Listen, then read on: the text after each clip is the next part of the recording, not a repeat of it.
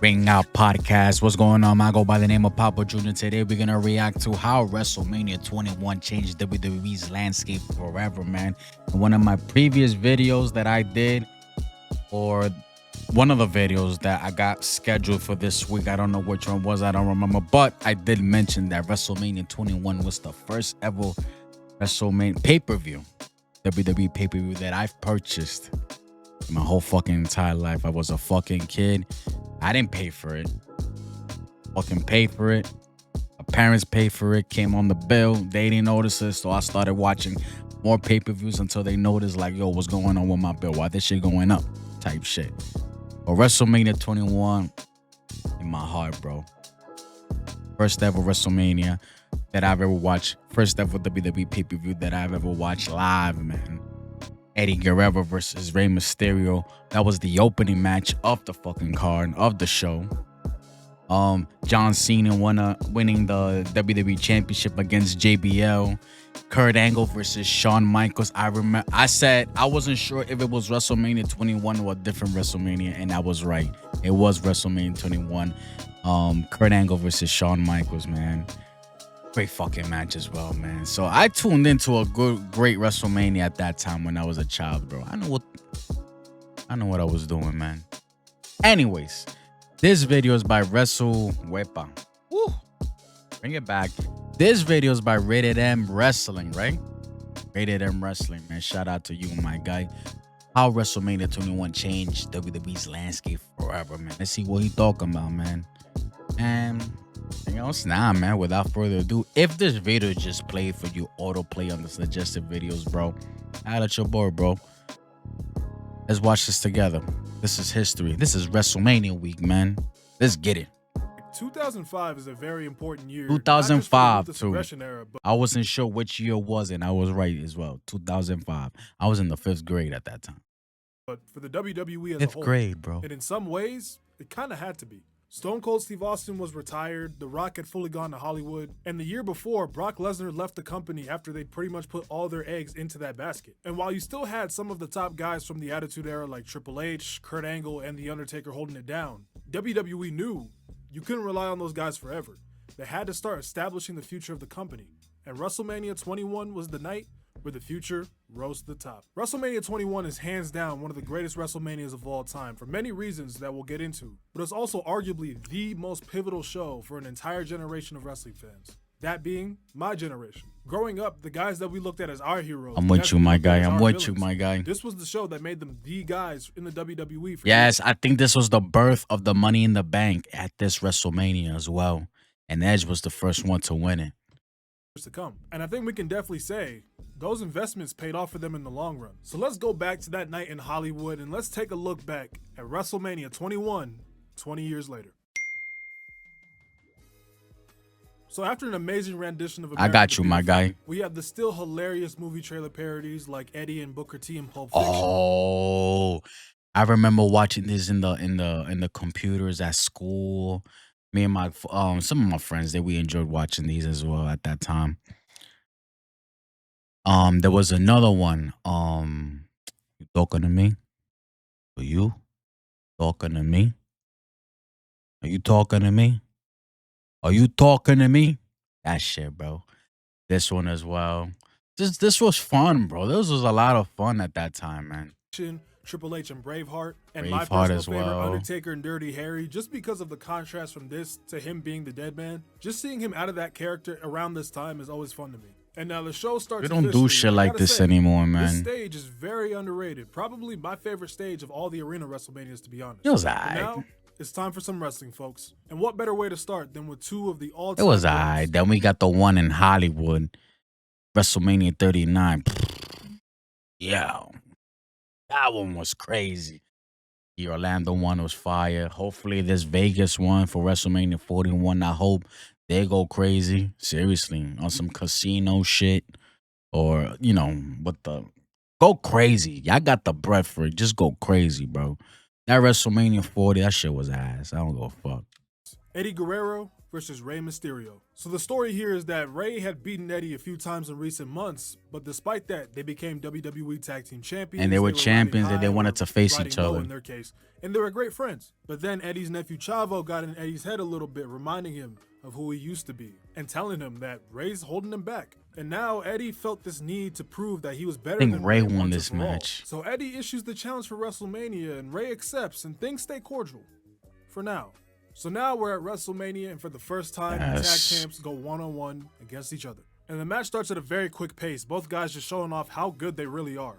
Especially Eddie, you don't realize just how smooth he was in the ring until you actually sit down and watch him. But then Eddie took control of the match, slowing the pace down, not letting Rey get too much of his high-flying momentum for too long. But no matter what he tried, Eddie just couldn't finish it. He tries the Three Amigos, Rey keeps countering. But then he finally completes the Three Amigos and goes for a frog splash, but Rey moves out of the way. Eddie counters Rey's roll-up into one of his own, kick out. Eddie catches Rey into a powerbomb and stacks him up. 1, 2, still no. And Eddie is just visibly getting more and more frustrated. But he gives Rey enough time to recover. Eddie goes for a tilt-a-whirl, but Rey counters it into a Hurricane Rana roll-up for the 1, 2, 3. Fantastic opener. I genuinely think if that hadn't been the finish and they went even 5 more minutes, we could have been looking at a classic here, but even then, a great way to start WrestleMania. So Eddie, even though you could tell he was disappointed, he still shakes hands with Rey, and it seems like everything's gonna be okay. But little did we know, this match would spark another level of desperation from Eddie Guerrero to depths that in some ways still affect WWE storylines, even in big 2025. Also, try explaining this to a non-wrestling fan.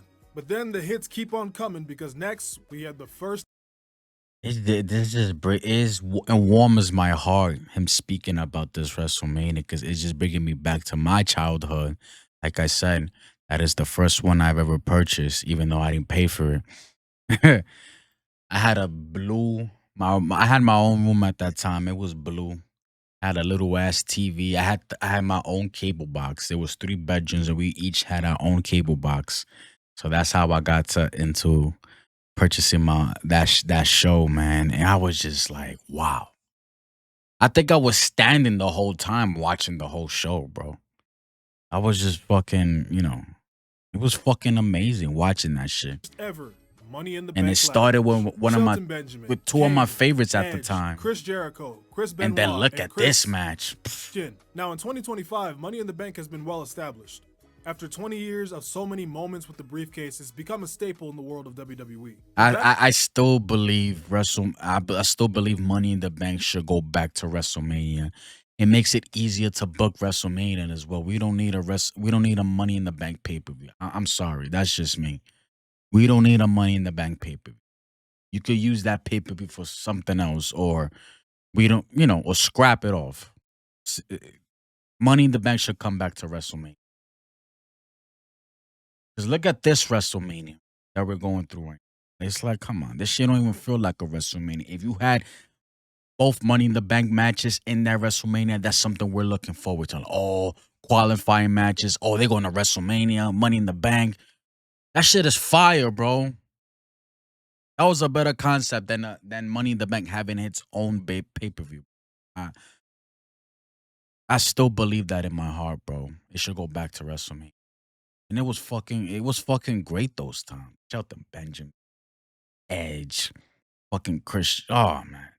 Back in 2005, this was a whole new fresh concept. We hadn't really seen anything like this before. And we had an incredible set of guys for this match, a mix of former world champions, future world champions, and the Intercontinental Champion. You knew this was going to be something amazing. And this match was chaos from the jump. It is damn near impossible to cover this match beat by beat. It's a blink and you miss it type of situation. You had people jumping everywhere. Even Kane said, "Let me get in on this, bro." This show is warming my heart, bro. I feel like a child quite again. fitting with ladders everywhere. And there are just so many iconic Money in the Bank ladder match spots in this one match, especially from the MVP of Money in the Bank at WrestleMania himself, Shelton Benjamin. From the T-bone suplex off the top of a ladder to the legendary spot he was of him my running up the MVP at leaning ladder to knock match. Jericho And then he off the fucking top. walked God, up I and love did this that stuff. shit. Look, man, Oh, I like my man. grabs just as much as the next guy, but I just love insane spot fests like these. Even Benoit's diving headbutt from the top was crazy to watch. But then we got the first signs of Edge being that ultimate opportunist when he hits Benoit in his injured shoulder with the ladder to clear way for him to become the first ever Mr. Money in the Bank.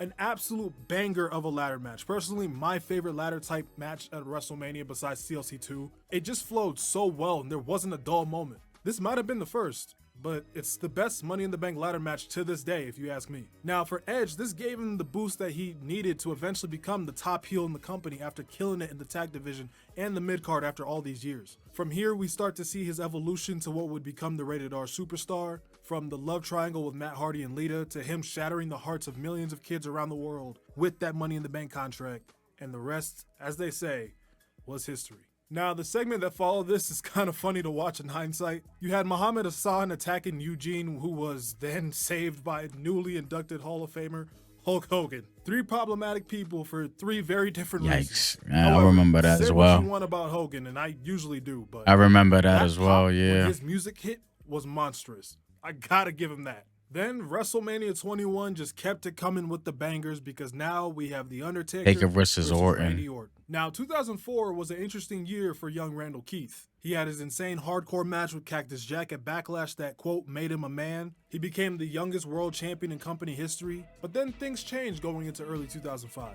He was kicked out of Evolution, Triple H took his throne back, and now Randy really had nothing.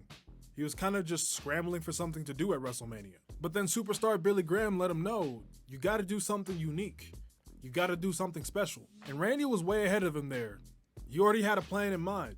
So he decided he wants to kill the legend of The Undertaker. The legend killer, man. The streak at this time had started getting mentioned more and more, but this was the first time it was actually made to be a prominent part of Undertaker's WrestleMania story. 12 WrestleManias, and no matter who stepped up, they were all put to rest. And that list of victims included Jake the Snake Roberts, who pulled up to Raw and told Randy, don't bite off more than you can chew. But Randy was a savage, man. He wasn't going to show any fear, and he made it clear he was going to end the streak by any means necessary. Even RKO. Dude is still going to this day, bro. But was he way in over his head? Was it courage? Randy Orton back then was... Well, 09? Oh, man. Now, this was very back and forth every time. Even though I wasn't watching, but I knew Randy about would it. match him with the counter. The crowd was really into it, and the match just proved that Randy is just a much more entertaining heel, especially at this time. And of course, we had our shenanigans with the ref bump, Cowboy Bob Orton hitting Taker with the cast for a close 2 count, on top of us getting one of the OG RKOs out of nowhere, with the reversal for the choke for another very, very close 2 count. And just when Randy had the chance to go for the kill, he got overconfident. He does Taker's throat slash taunt, he goes for the tombstone, but Undertaker makes him pay for the mockery, flips it into his own tombstone, bang. I knew that every time, at that time when I was a young kid, every time when you try to go for your opponent's finisher, I knew for a fact, you're done. You're going to lose. 1, 2, 3. So when he did that throat slash, I was like, oh no, you're losing. A very good match. That's Undertaker. You can't do that. The streak up to this point. But even beyond that, this match did 2 things. First, it reestablished Randy Orton as a certified main event heel for the future. Sure, he didn't win, but having this match and essentially the feud he went on to have with Taker throughout the year elevated him back to where he needed to be and absolutely revived his momentum after his failed face run. And obviously, he's rode that momentum into 2025 and he's still killing shit. Second, it put the Undertaker streak in this limelight to where it became a prize for people to actually want to conquer, giving Undertaker matches a whole new meaning at WrestleMania, but we'll cover that another day. But like I mentioned before, this was just the beginning for Undertaker and Randy Orton throughout the year. Things would get wild from here, just to say the least. Now, the show slows down a bit with Trish Stratus versus Christy Hemme, but I will say, the story wasn't bad at all. Christy being the rookie who had just won the Diva Search the year before, Trish being the cocky veteran heel champion. Then you had Trish's biggest rival, Lita, training Christy for this match. So yeah, the story was pretty solid, but the match didn't exactly quite hit. At least it was quick though. Plus, after this, we got what might be the greatest palate cleanser possible in the form of a dream match. Shawn Michaels versus Kurt Angle. So this all started at the Royal Rumble. Kurt came in like a house of fire, suplexes for everybody, just to get eliminated by Shawn in under a minute. And Kurt just loses it, beating the brakes off of Shawn, leaving him a bloody mess.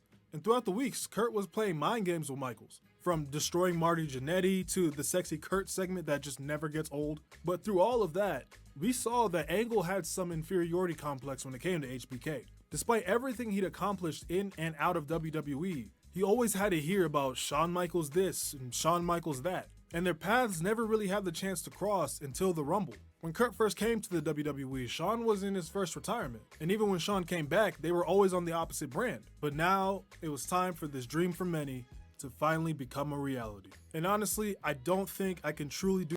A lot of people wanted Kurt Angle versus Bret Hart. That would have been a fucking amazing match. That is a dream match that will never happen. We got Bret Hart's fucking rival, bro. Number one rival, Shawn Michaels versus Kurt Angle. WrestleMania 21. I remember that shit. I'm glad that I was right on the other video. Fucking A, man. Do this match the justice it deserves. It is 27 minutes of incredible in-ring wrestling, top-notch storytelling, nail-biting drama that doesn't even feel like 27 minutes. This match had everything you could want from a wrestling match. If I was to show somebody a I think he did Kurt Angle. I think he did a fucking a moonsault, but that dude was hanging in the air. Moonsault, but Michaels missed, I believe, if I'm not mistaken. But me seeing Kurt Angle doing that shit, I was like, God, gorgeous. I was like, whoa, that was beautiful. That was fifth grade, me at the time, man. I love this. wrestling match for the first time, this would be near the top of my list. I love how this starts with Shawn beating Kurt at his own game with the mat wrestling, but then Kurt just turns up the intensity and just gets. If I'm not mistaken, I could have sworn I saw him doing a sweet chin music while Kurt Angle was in the fucking air or some shit like that. I could be wrong.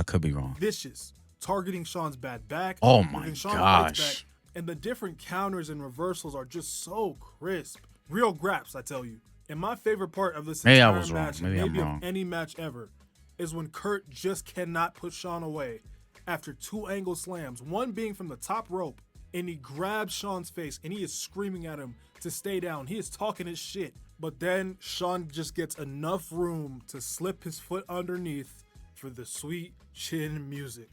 And after a long double down, Shawn crawls into the cover for one of the closest 2 counts I've ever seen. Holy shit. This match was freaking special. But then from almost out of nowhere, Kurt grabs Shawn's leg for the ankle lock. Shawn is fighting tooth and nail to get out of it. He tries to push Kurt off, but Kurt will not let go. He was not leaving Hollywood without a victory. And Shawn just keeps trying to get out, but then Kurt gets the grapevine onto Shawn, and it was only a matter of time before Shawn Michaels had no choice but to tap out. The standing ovation both men got after And maybe this it wasn't match this says one it with the all. I moonsault. strongly advise anybody that loves pro wrestling that has not seen this match to go fix that immediately. A lot of times when matches get this dream match moniker, they don't always meet the expectations, but not only did Shawn and Kurt meet the expectations, I think it's fair to say that they exceeded them, which is Yeah, you're making me want to go back and watch this whole show again, bro. I might fucking do that shit, honestly. saying something when it comes to This these two. A oh. perfect professional wrestling match, if you ask me.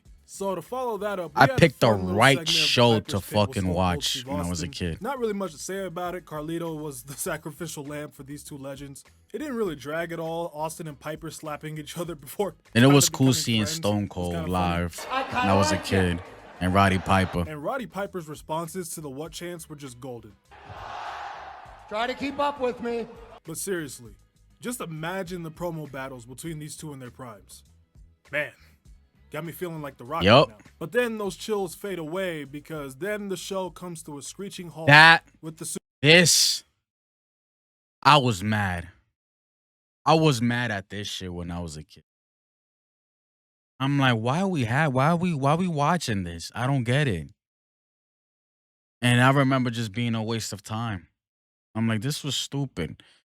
The fucking sumo wrestler fucking picked him up and threw him out. It was funny, but I was like, no, this was a waste of time, bro. sumo match. And I didn't want to Yo, see who fucking. allowed this game? Come on. I'm not even gonna analyze this. My eyes are still burning. And whoever's idea it was to put Big Show in a fucking thong, please come outside so I can smack the shit out of you. Man. Anyways, let's move on to the last 2 matches of the show. The matches that this show's legacy were built off of. And when I think about it, the finish of the 2005 Rumble was a perfect snapshot for what came next. Because in a way, that was WWE telling us, these guys are our future. And WrestleMania 21 was the night that they became the present. First up, the WWE Championship match. Ladies and gentlemen, this right here is John Cena. One of, if I not was the happy for greatest Cena that WWE time, bro. superstar of all time. At that But time, back I in was happy for 2002, that he guy. was just John Cena. He looked like he was just going to be another guy on the roster. Dare I say, a prototype, if you will. But after climbing back from the brink of being fired, he evolved into the Doctor of Thugonomics, initially as a heel. But as time went on, he became one of the coolest and most popular guys on the roster. He just couldn't be denied. And after running through the mid-card throughout 2004 with the US title, it was pretty damn clear who was up next on SmackDown. He finished second in the Royal Rumble, but he had a great showing. And then he earns his WWE title match for WrestleMania against John Bradshaw Layfield, the man who pretty much ran SmackDown for almost a year up to this point.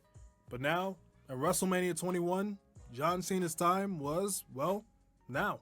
He even changed his theme music to fit that. As far as the match with JBL goes, well, it happened. The bell rang. Moves were done, you feel me? But all jokes aside, the match isn't anything crazy, pretty basic business here. They'd go on to have a way better match at Judgment Day, but after 11 minutes, Cena hits the FU to win world title #1 out of 16. And that's really what matters here in retrospect. Because from here, John Cena took the ball and completely ran with it. I do remember me saying that when I was a kid. I'm like, damn, this shit happened mad fast. I'm like, that's it? F you? It's over. He wins. Shit. This do make me want to go back and watch this whole show again. He was the face of the WWE for at least a decade after this, whether people liked it or not, becoming one of the biggest stars not just in the history of WWE, but also in pop culture. I mean, y'all already know the man's accolades. He's won it all. Y'all already know the man's accolades. He's won it all and he's done it all. And this is just cool to look back on for me, with John Cena being a childhood hero of mine and many of y'all, I'm sure. And knowing that in 2025, 20 years later, that this is his final year, it's just amazing to go back and see what started his run on top, even though he broke up with us a couple weeks ago. Taking it one day at a time. Still love you, John. And now it's time for the main event, student versus teacher, Batista versus Triple H for the World Heavyweight Championship. Now, how did we get here? Well, that would be through one of the greatest heel to babyface arcs of all time. For years in Evolution, Batista was always doing Triple H's dirty work, making sure that he stayed on top. But after a little while, Batista began to show that he wasn't just some musclehead enforcer. He too was a man with ambition. There was a backstage segment where Batista actually grabbed the world title after Triple H had left it behind, and he just held it in his hands and he stared at it, and everybody knew exactly what was coming next. And well, like Ric Flair always said, to be the man, you had to beat the man. And for years on Raw, Triple H was the man, as annoying as it might have been for some fans. But everybody knew it was Batista's time to take Yeah, because this was the one when he had the two contracts, SmackDown and Raw. The thumbs down was Triple H to Randy. Didn't Batista did the same thing with the thumbs down to Triple H? And fucking Batista bombed him. He had the two contracts. Yeah. throne. They were getting on his side more and more every week. He wins the 2005 Royal Rumble, and now he had the choice to face whichever champion he wanted to face. And even though at first Triple H seemed like he was ready and willing to face Batista, whole time he had been plotting how to manipulate Batista to go to SmackDown to face JBL instead, even setting Batista up to almost get ran over by what was supposedly JBL's limo. But then Triple H let his guard down at the wrong time. So when it was time for Batista to choose, he picks up the SmackDown contract. There you go. I was right. There you go. I was right. And they're loving this. They think the plan worked. I think I watched this live too, man. Got played. Batista gives them the thumbs down to a massive pop, beats the shit I out think of I Triple watched H this and live. Ric Flair, Yep, Batista signs the bomb. Raw Yeah, contract, I watched and this the match is live. set. It's Such a coming back to me well-executed now. face turn, and the fans were all in for it. And it's quite fitting that this Was a little ended up Raw was a little late at that time. I think it was from 9 to 11 at that time. Spike TV. Was this a Spike TV days? But it was 9 to 11 though. in Hollywood, because that whole story was just cinema. Now the match is actually better than I remember it being when I watched it back. It is one of those Triple H WrestleMania matches that might have went a little longer than it needed to be, but even then, he did an amazing job at making Batista look, well, like an animal. Big Dave overcame everything from outside interferences to low blows None of it mattered because it was his moment to be the man. And the crowd was all the way behind Batista to finally end the Reign of Terror. And after 21 minutes, Batista beats his former mentor to win the World Heavyweight Championship. After years of frustration from fans, Triple H constantly finding his way back to the World Heavyweight title. It took somebody that he had took under his wing to finally bring a stop to it for good. And Batista never looked back from here. He became a made man, and sure, his run on top doesn't last as long as Cena's, but it didn't matter. He was still a megastar without a doubt. And it all started here. And you, come on. You're telling me that you never fucking did the entrance, and every time you just, like, come on. Every time he came out through made his entrance, bro, you follow his every move. You did it at school as well, and you just, that was the shit back then too, bro. With this satisfying payoff to a top tier story. And folks, that was WrestleMania 21. This show just had it all, man. You want an in-ring 5-star classic? You had Angle versus Michaels. You want an insane spot fest? You had the first Money in the Bank ladder. Had everything there. You wanted to see Big Show's ass for... No, I didn't want to see that. You wanted Lucha Libre? It opened with Lucha Libre, man. That fucking A. That match was fantastic. I was happy seeing that match first, too. I was excited. Eddie versus Ray at that time. Man, I picked the right pay-per-view to purchase my first ever fucking pay-per-view. WWE pay-per-view, man, as a kid.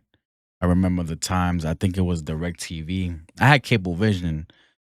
But every time I used to go to my aunt's house, she had DirecTV, and then they had these previews, of these shows, of these pay-per-views, the Sunday Night Heat as well at the time.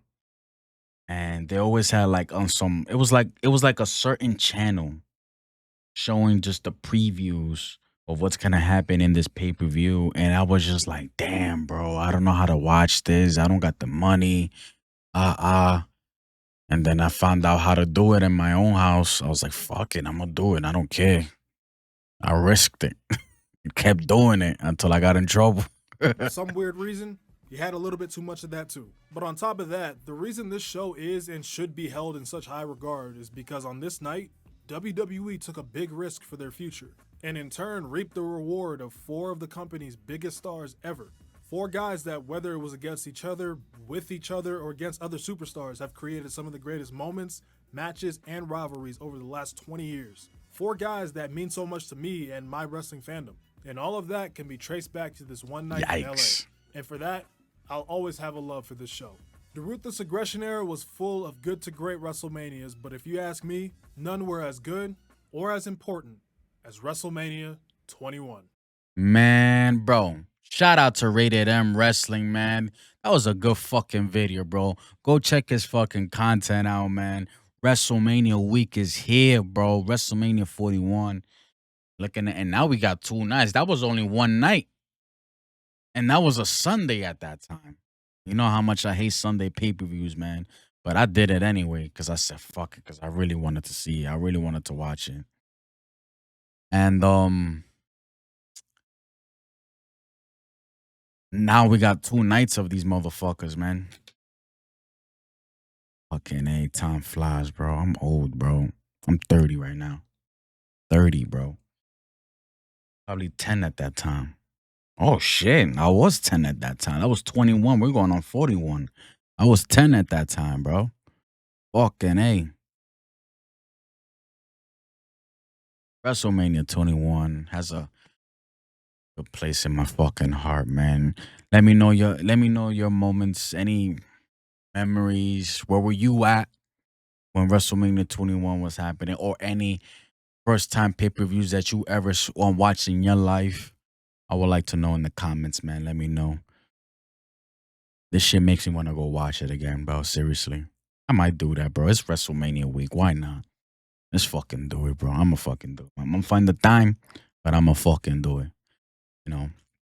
Like I said, comment down below. Also, check out Rated M Wrestling's content, man. Like and subscribe and all that good stuff, bro. Ladies and gentlemen, appreciate you. And we made it this far in the video. And until next time. Goodbye. and good night, bang. Peace.